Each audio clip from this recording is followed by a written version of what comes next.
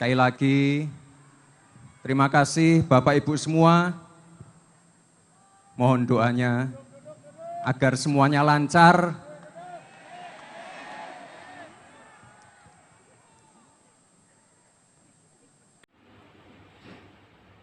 Sampai berjumpa kembali. Kali ini kita membahas tentang pasca putusan nomor 90 yang dikeluarkan di MK yang memberikan karpet merah kepada calon wakil presiden Gibran Rakabuming Raka yang batas umurnya belum mencapai 40, sehingga dengan adanya putusan tersebut maka dimungkinkan untuk mendaftarkan sebagai capres dan cawapres di 2024. Untuk itu, mari kita bahas dengan pro dan kontranya dengan berikut ini. Menurut Denny Indrayana, bahwa tidak mundurnya Anwar Usman, maka putusan 90 menjadi tidak sah sebagaimana diatur dalam pasal 17 ayat 6 Undang-Undang Kekuasaan Kehakiman, karena di sana ada konflik kepentingan di mana hakim tersebut merupakan keluarga dari pendaftaran Gibran menjadi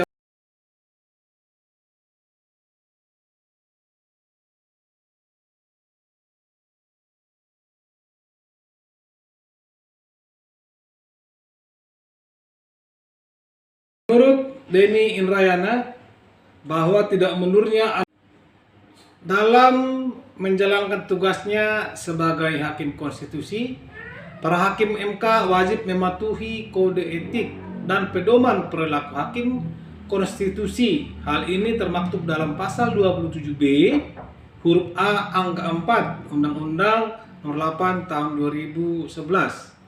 Dalam peraturan MK Nomor 9 2006 diatur lebih lanjut mengenai kode etik atau perilaku hakim konstitusi atau sabta karsa utama yang terdiri atas prinsip independensi, ketidakberpihakan, integritas, kepantasan dan kesopanan, kesetaraan, kecakapan dan keseksamaan, serta kearifan dan kebijaksanaan. Dan ada pun risiko hukum jika hakim konstitusi terbukti melanggar kode etik dan pedoman perilaku hakim adalah diberhentikan tidak dengan hormat. Namun putusan tersebut sesuai dengan yang kita bahas sebelumnya, putusan merupakan final dan mengikat.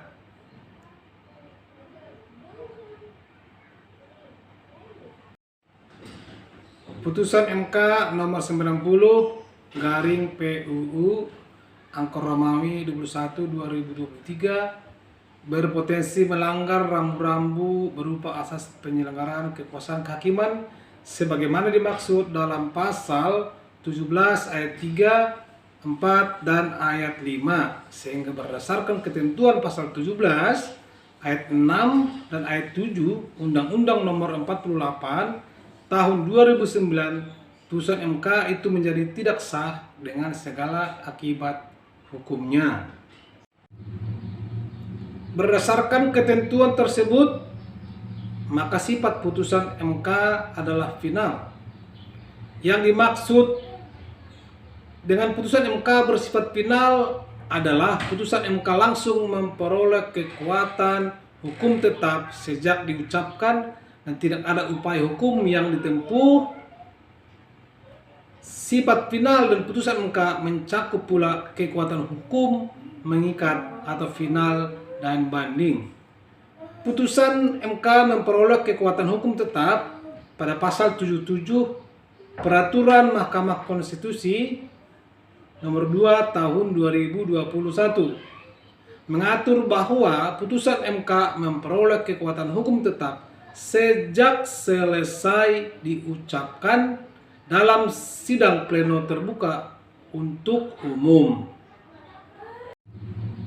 Lalu tak lupa Dalam menjalankan hilirisasi tugasnya sebagai hakim untuk konstitusi, komoditas para hakim pertambangan, MK wajib pertanian, mematuhi dan kode perikanan. etik dan pedoman Ini produk wajib. hakim konstitusi.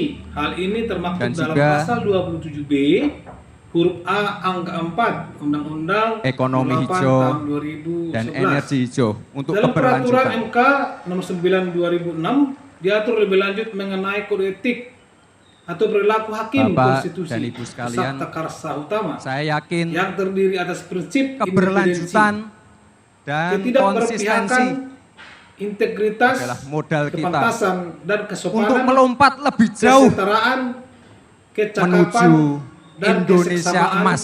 serta kearifan dan kebijaksanaan. Dan ada pun risiko hukum jika hakim konstitusi Sekali lagi, terbukti melanggar kode terima etik kasih dan Bapak Ibu pedoman semua. produk hakim adalah diberhentikan Mohon doanya tidak dengan hormat agar semuanya Namun lancar. putusan tersebut sesuai dengan yang kita bahas sebelumnya, putusan merupakan Dan semoga final dan mengikat. perjalanan kita ke depan dapat dimudahkan. Dalam menjalankan tugasnya Terima kasih. sebagai